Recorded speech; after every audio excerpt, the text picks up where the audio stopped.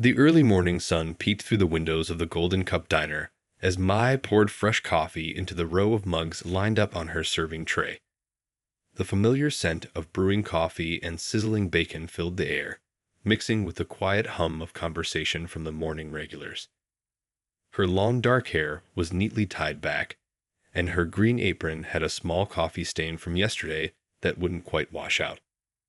As she moved between tables, May's soft humming floated through the diner. Today, it was a piece by Mozart that her grandmother had taught her years ago. Her fingers tapped gently against the serving tray, keeping time with the melody in her head. An older couple sitting by the window smiled as she approached their table, already knowing their usual order of whole wheat toast and scrambled eggs. "Morning, Mrs. and Mr. Kumar." May greeted them warmly, her voice carrying the same musical quality as her humming. The usual for today.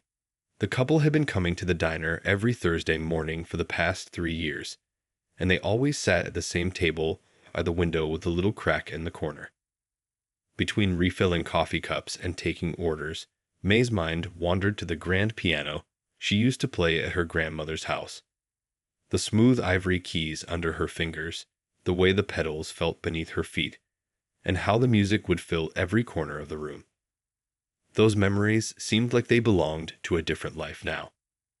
The morning rush picked up as office workers started streaming in for their breakfast. Mai balanced plates of steaming pancakes and eggs, weaving between tables with the grace of a dancer. Even in the chaos of the rush hour, she kept humming, the music helping her stay focused and calm. Some regular customers had started to notice her musical habit, and a few would smile knowingly when they caught the familiar tunes.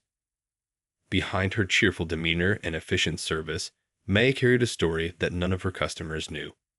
6 months ago, she had been preparing for her final year at the music conservatory, dreaming of concert halls and symphony orchestras. Then came the call about her father's stroke. Without hesitation, she had packed up her apartment near the conservatory and moved back home to help care for him. The diner job had started as a temporary solution, a way to pay bills while her father recovered. But as weeks turned into months, May found unexpected comfort in the routine of serving others. The regular customers became familiar faces and their small kindnesses. A genuine thank you, a warm smile, or a generous tip made each day a little brighter. As she cleared tables and reset places for the next wave of customers, May caught her reflection in the diner's window. Her uniform might not be as glamorous as the concert dresses she once dreamed of wearing, but there was dignity in her work. And sometimes, when the morning light hit just right and the buzz of conversation created the perfect background, the diner felt like its own kind of concert hall.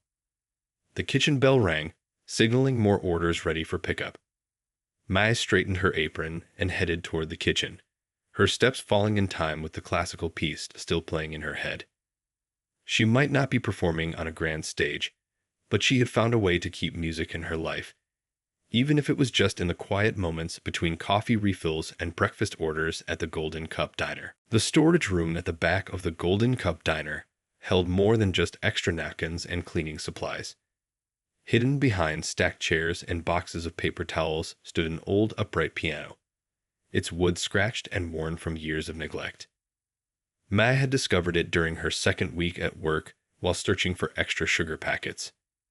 During her afternoon breaks, when the lunch rush died down and the diner grew quiet, Mai would slip into the storage room.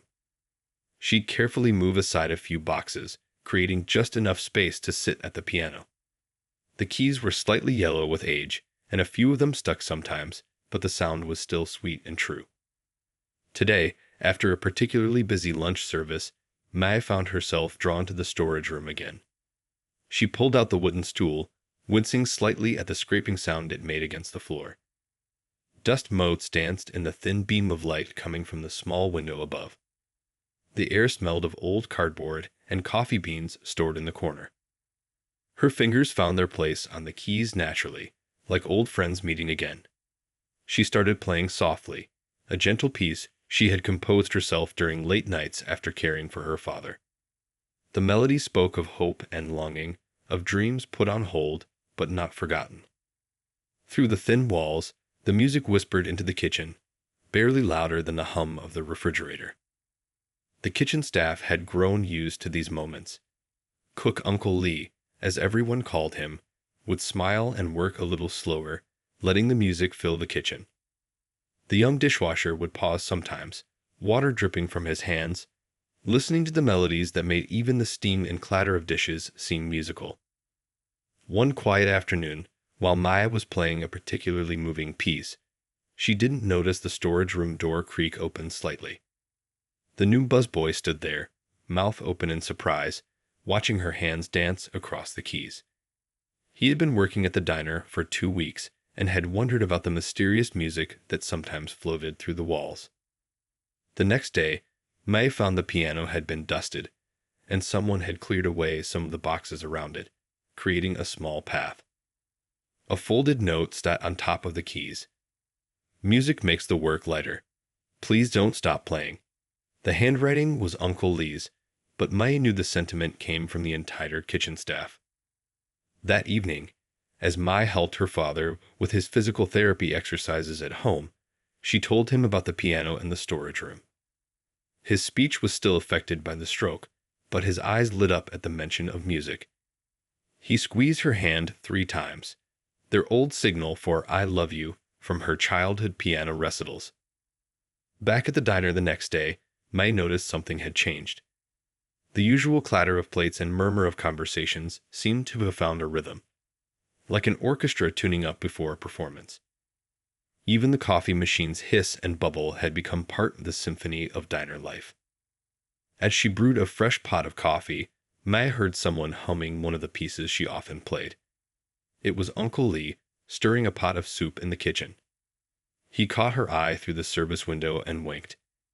In that moment, May realized that while her dreams of performing in grand concert halls might be on hold, she'd have found an unexpected stage right here, where every day brought its own kind of music. Every morning at exactly 7:30, the little bell above the diner's door would chime, and in would walk Mr. Chen.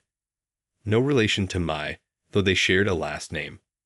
He was tall and thin, with silver-rimmed glasses and a dark blue sweater that he wore regardless of the weather.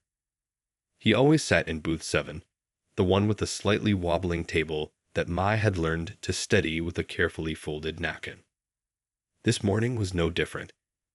Mai brought him his usual green tea with honey and a bowl of steel-cut oatmeal with sliced almonds. But today, as she set down his breakfast, she was humming the second movement of Beethoven's Moonlight Sonata, lost in thought about her father's doctor appointment later that afternoon. Mr. Chen's spoon paused halfway to his mouth. "That's not a tune you hear most people humming while serving breakfast," he said softly, his eyes twinkling behind his glasses. "Most people get stuck on pop songs or commercial jingles." Mai felt her cheeks warm slightly, not realizing she'd been humming loud enough for others to hear. "Oh, I'm sorry if it was bothering you." "Bothering me." Mr. Chen chuckled, stirring honey into his tea. "My dear, that piece was part of my morning routine for 40 years. I used to play it for my students every Monday to start the week." For the first time, May really looked at Mr. Chen's hands. They were a pianist's hands, with long fingers and the same slight calluses she had on her own fingertips. "You're a piano teacher?" she asked, the morning rush temporarily forgotten. "Was," he corrected, a gentle smile crossing his face. "Retired now. Taught music at the high school for 4 decades. These days, I just play for myself and my grandchildren when they visit." He took a sip of his tea. "But you're not just someone who enjoys classical music, are you? Your humming has the phrasing of someone who's played these pieces." The coffee pot in May's other hand was getting heavy, but she couldn't pull herself away from the conversation. "I studied at the conservatory," she admitted, "until my father got sick." She didn't know why she was telling him this. She hadn't told any other customers about her past. Mr. Chen nodded thoughtfully, understanding in his eyes. "Life has its own rhythm," he said. Sometimes it plays in a key we didn't expect. He reached into his worn leather briefcase and pulled out a small notebook. You know, I still have connections at the community center. They have a beautiful grand piano that mostly sits unused except for weekend events. He wrote something down and handed her the paper. The center director is an old friend. They're looking for someone to teach beginner piano lessons 2 evenings a week. Nothing fancy, just basics for kids and adults who want to learn. His eyes met hers. The pay isn't much, but it might be a way to keep your music alive while managing your other responsibilities. Mai stared at the paper in her hand, feeling the weight of possibility it carried. The coffee pot suddenly felt lighter. Behind her, she could hear Uncle Lee calling out orders, the clatter of plates, the morning buzz of conversation. The everyday symphony of the diner she had grown to love. She started, but was cut off by the arrival of the breakfast rush. 3 families had just walked in, and the bell of the door kept chiming. Think about it, Mr. Chen said, returning to his oatmeal. Music has a way of finding its path, just like water. Sometimes it just needs a small channel to start flowing again. Throughout the rest of her shift, Mai found herself thinking about Mr. Chen's words. As she served plates of eggs and refilled coffee cups, she noticed how the diner's sounds had their own music. The sizzle of bacon keeping time, the clink of spoons against coffee cups adding percussion, the murmur of conversations rising and falling like dynamics in a score. That evening, as she helped her father with dinner, she told him about Mr. Chen and the community center. Her father's face lit up, and though his words were still difficult to form, he managed to say clearly, "Your music makes others happy, like your mother's did." It was the longest sentence he had managed in weeks, and Mai felt tears welling up in her eyes as she hugged him. The discovery happened on a rainy Tuesday afternoon. The diner was unusually quiet, with only a few customers seeking shelter from the downpour. Mai had slipped into the storage room during her break, drawn to the piano like always. Today, she played with more confidence, knowing most of the lunch crowd had gone. She didn't hear the storage room door open over the sound of the rain and her music. Mr. Wong, the diner's owner, had been following the melody, curious about the mysterious music that his staff had been whispering about for weeks. He stood in the doorway, watching Mai's fingers dance across the keys of the old piano he'd forgotten was even there. The piece she played was something bright and hopeful, filling the dusty storage room with warmth despite the gray day outside. Mr. Wong remained silent until the final notes faded away. "So this is where that beautiful music has been coming from," he said quietly. Mai jumped up from the piano bench, nearly knocking over a stack of napkins. "Mr. Wong, I'm so sorry. I know I should be working. During my break, Her words tumbled out in a nervous rush. But Mr. Wong was smiling, a thoughtful look in his eyes. "You know," he said, walking over to the piano, "my mother bought this piano 30 years ago. She had dreams of making this place more than just a diner. She wanted it to be a gathering place, somewhere special." He ran his hand along the piano's worn wood. Life got busy, and somehow the piano ended up here, collecting dust. Mai stood nervously, her hands clasped in front of her apron. She'd never heard Mr. Wong talk about his mother before, though her picture hung behind the counter. "Tell me," he continued, "how long have you been playing?" "Since I was 6, Mai replied softly. "I studied at the conservatory until—" She paused, but Mr. Wong nodded encouragingly. "Until my father got sick. I needed to come home to help care for him." Mr. Wong was quiet for a moment, looking at the piano, then at the small window where rain streamed down the glass. "You know, Sunday mornings have been slower lately. People don't stay as long as they used to." He turned to face Mai. "What would you think about playing during Sunday brunch?" Mai's eyes widened. "Play? Here?" "We could move the piano out to the dining room, near the front window," Mr. Wong said, gesturing as if he could already see it. "Clean it up, get it tuned. Give people something special while they enjoy their meals. His eyes crinkled with a smile. My mother would have loved that. But what about my regular duties? Mai asked, though her heart was already racing with possibility. We'll work it out, Mr. Wong assured her. Maybe start with just an hour or two, see how people respond. He paused, then added, and of course, you'd be paid extra for playing. May thought about her father, how his face lit up when she told him about playing in the storage room. She thought about Mr. Chen's words about music finding its path. I would love that, she said finally, her voice full of emotion. That evening, after closing, Mr. Wong stayed late with Uncle Lee and the busboy. Together, they carefully moved boxes and created a path to roll the piano out. It would need some work, tuning, cleaning, maybe some minor repairs. But as it sat in its new spot by the window, even covered in dust, it looked like it belonged there. As Mai wiped down the last tables, she could almost hear the music that would soon fill the space. She imagined Sunday mornings with sunshine streaming through the windows, the smell of coffee and fresh pastries, and music bringing everything together. For the first time since leaving the conservatory, she felt like she was exactly where she needed to be. On her way home, she called her father to share the news. Though his words were still hard to understand, she could hear him humming. The same lullaby her mother used to play for her when she was small. Some melodies, May realized, never really leave us. They just wait for the right moment to play again. Word spread quickly in their small town. Have you heard about the piano-playing waitress at the Golden Cup? People would ask each other at the grocery store, at school pickups, at the post office. What started as a quiet addition to Sunday brunch soon became the talk of the community. The first Sunday May played, only the regular customers were there to witness it. The piano, now cleaned and tuned, sat proudly by the front window, its wood gleaming in the morning light. May's hands trembled slightly as she sat down to play, but as soon as her fingers touched the keys, everything else faded away.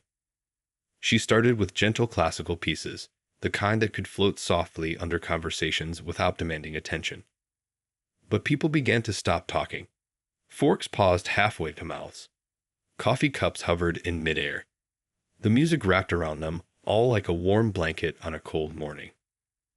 An elderly man sitting near the piano closed his eyes, tears rolling down his cheeks. Later, he told Uncle Lee that the piece May played was the same one that had played at his wedding 50 years ago. He hadn't heard it since his wife passed away last spring. A young mother with 2 restless children found herself amazed when her usually hyperactive kids sat quietly, watching May's hands move across the keys. "Mom," her youngest whispered, "can I learn to do that?" That afternoon, she called the community center to ask about piano lessons. The construction workers who came in for their morning coffee started timing their breaks with May's playing schedule. "Something about that music," one of them said, brushing sawdust off his jacket, "makes the workday feel a little lighter." Mr. Wong noticed that customers were staying longer, ordering extra cups of coffee just to hear another song. The usual rush of Sunday morning began to smooth out into a gentle stream of people coming and going, all drawn by the music and the warm atmosphere it created. One rainy Sunday, a group of nurses came in after their night shift, exhausted and quiet. Mai played a soft, soothing melody that seemed to lift the weight from their shoulders. Soon, they became regulars, their weekly visits a gentle reminder that even the hardest days could end with something beautiful. The high school art teacher started bringing her sketchbook, claiming the corner table became her favorite spot to draw. "The music helps the creativity flow," she explained, showing Mai her sketches of people in the diner, all of them caught in moments of joy or peaceful reflection. Even the town's grumpiest resident, old Mr. Park, who complained about everything from the weather to the newspaper delivery, started showing up every Sunday. He'd sit in the corner, pretending to read his book, but his foot would tap in time with the music, and sometimes people caught him smiling. May's father started coming too, when he felt strong enough. Mr. Wong always kept booth number 3 reserved for him. the one with the best view of both his daughter and the morning sun. Though his speech remained limited, his face would light up with pride every time someone complimented May's playing. The diner's walls seemed to absorb the music, holding onto its warmth even during the weekdays when the piano sat quiet. Customers swore their coffee tasted better, their conversations felt more meaningful, and their problems seemed a little smaller within those music-filled walls. One Sunday, a little girl handed Mai a crayon drawing of the diner. In it, musical notes floated from the windows like butterflies, spreading colors across the whole page.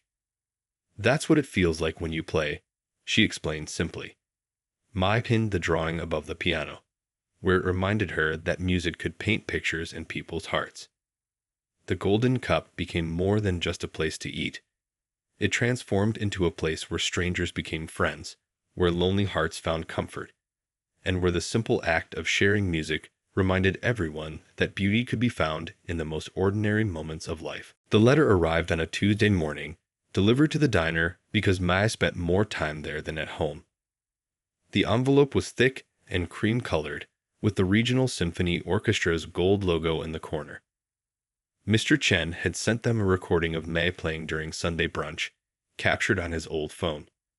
They wanted her to audition for their upcoming season. May's hands shook as she read the letter during her break. The audition was in 3 weeks. It was the kind of opportunity she dreamed about during her conservatory days, before life took an unexpected turn. Her heart leaped at the possibility, but then sank just as quickly when she remembered her father's doctor appointment that same week. That evening, as she helped her father with his evening exercises, she couldn't focus. The physical therapist had said he was making progress, but slowly. Some days were better than others. Today was a harder day. His hand trembled as he tried to grip the stress ball they used for exercises. "Something wrong?" he asked, noticing her distraction. His words were still difficult, but he tried hard to communicate. Mai showed him the letter. His eyes lit up as he read it, the way they always did when something involved music. He pointed to the date, then to himself, then made a shooing motion with his hands. Even without perfect speech, his message was clear. "Go. Don't worry about me." But it wasn't that simple. The orchestra's schedule would mean evening rehearsals 3 times a week, plus performances. Her father's therapy sessions were in the evenings. The diner had become busier than ever on Sundays because of her playing. How could she balance it all? The next day at work, May was quieter than usual as she served customers. Mr. Wong noticed. He'd gotten good at reading his staff's moods over the years. During a slow moment, he found her staring at the piano, lost in thought. "Sometimes the hardest songs are the most worth playing," he said softly, startling her out of her thoughts. May showed him the letter.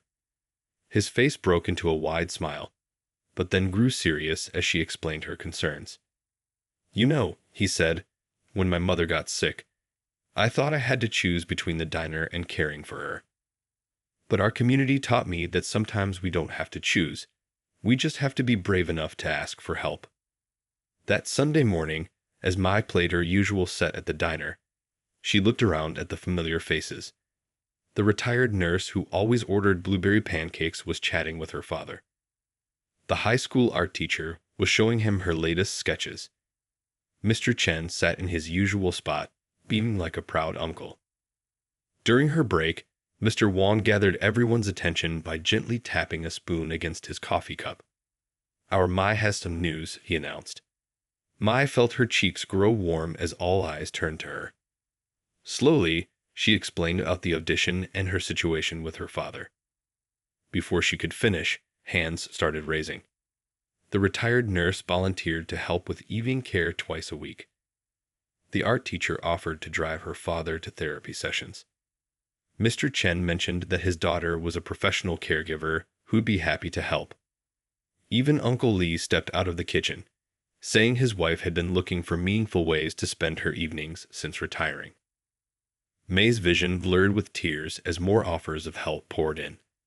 These people, her diner family, were weaving a safety net beneath her, encouraging her to take that leap of faith. Her father, sitting in his usual booth, was smiling wider than she'd seen since before his stroke. "See?" Mr. Wang whispered, patting her shoulder. "Sometimes the most beautiful music comes from many instruments playing together." That evening, May sat at the piano after closing time. The diner was quiet except for the hum of the refrigerator and the distant sound of traffic. She began to play. Not a classical piece this time, but something new, something that had been growing in her heart. It was a song about community, about dreams that don't die but simply wait for the right moment to bloom again. 1 year later, the Golden Cup Diner hummed with its usual Sunday morning energy. The smell of fresh coffee and warm cinnamon rolls filled the air, mixing with the gentle notes flowing from the piano by the window. But today was different. May wasn't the one playing. Instead, a young girl, no more than 12, carefully picked out the notes of a simple melody while May stood beside her, nodding encouragingly. The piano now wore its age proudly, each scratch and mark telling a story. A collection of framed photos hung on the wall above it. May with the Regional Symphony Orchestra, her father beaming in the front row. The diner's first piano recital featuring May's students from the community center. Newspaper clippings about the waitress who brought music back to Main Street. May had found her rhythm in this new life she'd created. 3 evenings a week, she performed with the orchestra, her dreams of classical music flowing through concert halls. Sunday mornings still belonged to the diner, where she played for the regulars who had become family. The rest of her time was split between teaching at the community center and caring for her father, whose speech improved a little more each day. The diner had changed too. Mr. Wang had added musical Sundays to the sign outside, and people came from neighboring towns just to experience it. But it wasn't just May's music anymore. Some of her students performed there too, filling the space with everything from classical pieces to jazz standards. Today's young pianist finished her piece, and the diner erupted in warm applause. May's father, now able to walk with just a cane, brought over a plate of chocolate chip cookies, his special reward for any student brave enough to perform. His hands were steady now as he served them, and though his speech remained slow, he had learned to sing again, often joining May in simple duets at home. Uncle Lee emerged from the kitchen, carrying a special order, a cake decorated with musical notes. It was the diner's 3rd anniversary of musical Sundays, and everyone had gathered to celebrate. The retired nurse who had helped with May's father now came in with her grandchildren for piano lessons. The construction worker who used to just grab coffee now played guitar on amateur nights. Mr. Chen sat in his usual spot, but he wasn't alone anymore. He had started a music appreciation group that met at the diner weekly, sharing stories and memories sparked by different pieces. Today, he was teaching a young couple about the history of jazz while they shared a plate of blueberry pancakes. As May looked around the diner, she saw how music had woven itself into the fabric of their community.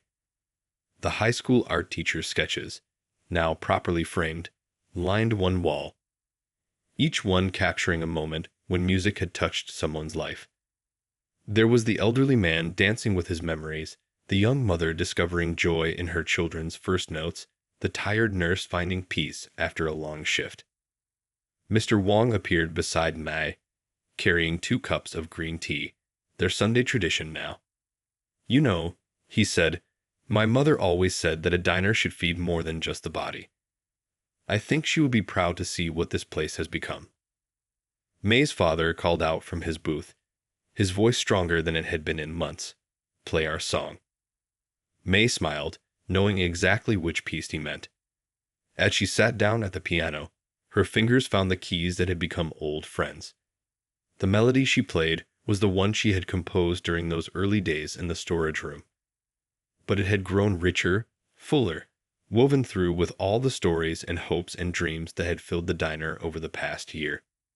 The morning sun streamed through the windows, catching the dust motes that danced in the air like tiny stars. The clink of coffee cups and the whisper of conversations provided a gentle backdrop to the music. In that moment, May realized that sometimes the grandest stages aren't in concert halls at all. Sometimes they're in small diners where ordinary people gather to share their lives, one note at a time. As the last notes faded away, May looked at the little crayon, drawing that still hung above the piano, the one with musical notes floating like butterflies from the diner's windows. She smiled, knowing now that dreams don't always look the way we expect them to. Sometimes they look like a worn piano in a small town diner, surrounded by people who believe in the power of music to bring hearts together.